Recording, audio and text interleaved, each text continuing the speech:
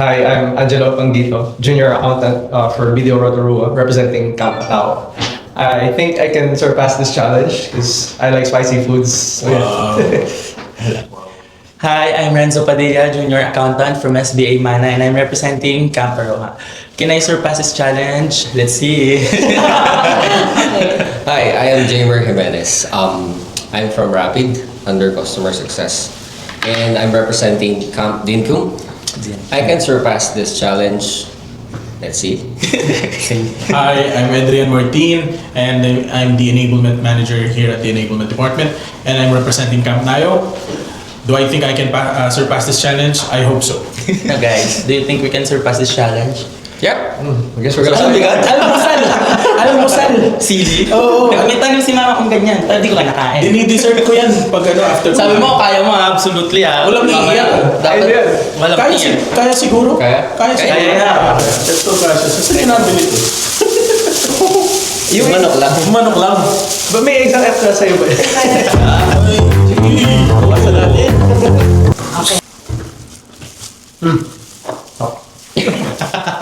Sarap. Totoo. Parang naiiyak ka kagad. Wala pa. So my job is demanding and challenging, but at the same time you learn a lot. And if I could, Alien mo ba? Ano ba dito? If I could think of a movie character that resembles my work, the Peter Parker Spider-Man. Spider-Man. Spider-Man. No matter how many times he falls, he always finds his way back up. I think I can see myself. Parang In emotional a yata. little bit. Emotional yata. Parang paiyak ka. I'm a junior accountant and I could resemble my job to, if I could resemble my job to a movie character, kung kailangan niya si Marlin, yung papa ni Nemo. And the reason behind it, si Nemo yung variants na aking hinahanap. Gets? Yes. Si Marlin, ginahanap nilang si Nemo all throughout Ang hirap. the movie. And ang daming challenges along the way bago niya nakita si Nemo. So, yun lang din kasi parang isa sa mga most recent na movie na napanood ko. Kaya parang, Latest ah. sobrang bago. Latest na latest.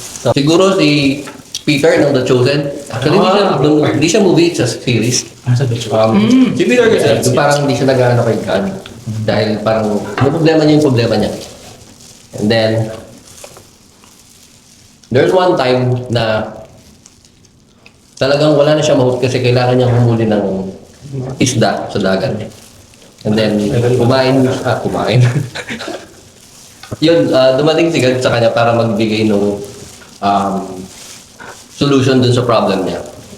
So yun, resembles with my work is my team leads because I'm new with fintech industry, but I have an experience with customer support. But fintech is more challenging work because it's a new platform for with regards in payments, credit card terminals, and so on. I'm a manager of a department here at TBR, so the enablement department. So enablement department is comprised of two departments, systems and automation, and learning and development. Talaga. So when it comes to learning and development at saka systems and automations, it's a different story. Magkaiba yung dalawa yun. So I'm managing the team which is composed of two departments. And a movie character that emphasizes or that is swak dun sa position niya is Professor Charles Xavier sa X-Men. So, siya yung mind in behind X-Men na nag-manage and nag-arrange ng way on how people are going to be rescued or nagre-rescue mga mutants. In that way na he's behind behind the scenes. Oh. Pero so, he's behind the scenes. Pero yung trabaho niya parang it's a mainstream thing na it affects everyone. So, Parang talent pool. yeah. Kaya. Dessert. Level 1 check. Alam mo saan? Sabihin na kamalit. Joke lang. Dahil. Minus points. Yun no. Yun, naamoy ko na. May konting sipa na. May asim na. So Break down na. a habit or mindset that has helped me succeed in my role. Siguro, being teachable and always listening, especially I'm young compared to these three or two. So Sabi mo ba? trying to learn as much as I can every day help me succeed in my role or last this long in this position. So yeah, I think that would be it. Sinasabi mo bang matanda na kami? Yun yung comment mo. This true. Hindi ko alam mo pa kami. Oh, bro. Okay, for me, I think the habit or mindset that has helped me to succeed in my role is first, first thing is yung pagiging persistent and yung thought na lagi kong tinatanim sa isip or mindset is yung always be open to learnings. Kasi 1 year pa rin nung nag-anniversary ako, 1 year ako sa backroom. Ang dami pa din mga bagay na lumalabas sa job na hindi mo alam. Yeah, that's true. Na hindi talaga din yung sa nako-cover sa training kasi sobrang practical or sobrang dito sa position na to or sa role is an never-ending series of learning new things about sa work, sa job. You will never know eh, no? Well, never know. Life changes. Kailangan persistent ka na gawin yun. Hindi pwedeng iasa mo lang din sa team mo. Though, Tama. yung teammate mo sobrang laking tulong na talaga. Like yung always nare-remind sa training na magtanong lagi. Ganyan. So, Tama yun. pagiging persistent and pagiging open to learnings lagi. Yeah, that's good. Yaman. Yaman. For me, mindset that helped me succeed in my role. Yes. Actually, the same with him na be open for room for improvement. Kasi there are a lot of challenges, especially on our jobs, that sometimes hindi natin siya ginagawa on a daily basis.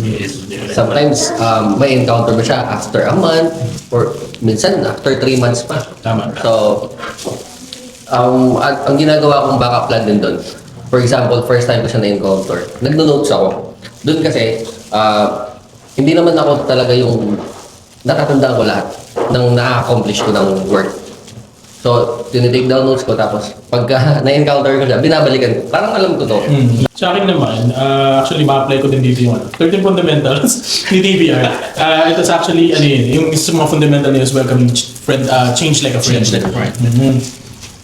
And yun kasi, it's very applicable to me kasi yun nga, nung nag-merge ang systems and automation and training, it was a very big change kasi on my end, wala naman talaga ako masyadong alam sa tech eh. Sa AI, ganyan, automations, tapos biglang pasok si nag-merge ang dalawang department. And nung nangyari yun, I need to adjust myself. Kailangan ko ni-welcome yun kasi nung hindi ko welcome yun, I won't function dun sa bagong role na meron ako. So, welcoming change like a friend will help me succeed as of the moment in my role and yun. So, I think I can continuously apply that into life itself. Parang nahirapan ako. Ibalot yung mga pinagbutuan ko sa TV.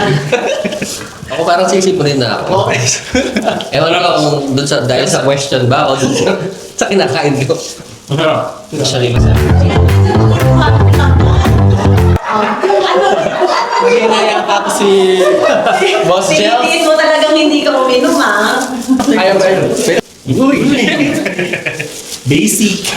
Di pag sa bahay na, 4-5 na question tapos dalawang mo na. Basic lang. Gusto ko lang bumitaw, pero ayaw ko ng puso. Ayan. Sir Jay. Gusto ko nang bumitaw, ngunit ayaw pa ng puso. Hello. Di ba ano song? Ino. Umiyak, gabi-gabi. Ano mo lang, ibang kanta ka lang. Gusto ko nang bumitaw, ngunit ayaw pa ng puso. Okay. Gusto ko ng bonita. Ulit ayaw pa ng puso. That I face at work recently is, okay lang ba i-disclose? Siguro no, parang in general na lang. Yes. One challenge that I face at work recently is, there's one ticket that I received. Nung unang first ticket niya kasi, nag-request siya to hold the terminal of the merchants. And then after an hour, so na-process ko na. Na-close ko na yung mga terminal. And then, after an hour, nag-reach out ulit si partner. Nag-escalate. Nag-escalate na. Then, pati yung mga managers nakatag na din dun sa email. So, I took ownership of that email since sakto 30 fundamentals. na na-receive sa akin din pumunta yung another ticket na escalation siya. So I took the ownership, and then since I'm familiar with that, I advised the internal team and then after nun, I'll take over this, and then I'll just CC them when I reply to the partner, and then I provided an update and so on. Got resolved before the end of my shift. For me, siguro yung wala sino Kuya Jello dito, tas si Rick. Nakakano sila, tas nandyan ako sa station. Medyo, syempre, somehow, attached ka sa mga teammates mo. I mean, hindi siya masyadong big deal. Pero minsan, maglulong ka sa kanila, parang Mamimiss mo. mamimiss mo. Medyo same thing, Renzo, kasi meron akong isang ka-team recently na umalis. So halos over 1 year ko rin siyang nakasama. Sobrang laking help niya sa akin. Ngayon na wala na siya sa work. And adjust na naman ako ulit. Yeah, so, sa akin naman is how can we integrate technology into learning. Ba, oo, gumagamit tayo ng elements, yung Moodle dati, tapos naging Thinkific ngayon. Pero, it's still a challenge for us kung paano namin siya, or paano namin i-educate yung lahat ng tao when it comes to AI. Mainit dito, tingin mo yung araw. Yun nga. Thank you. Ayun, how would you educate everyone and how would you implement it that everyone uses it properly? Yun. So, biggest challenge yan. And ngayon, ayun, to solve that, nagkakaroon tayo ng mga workshops. Wow!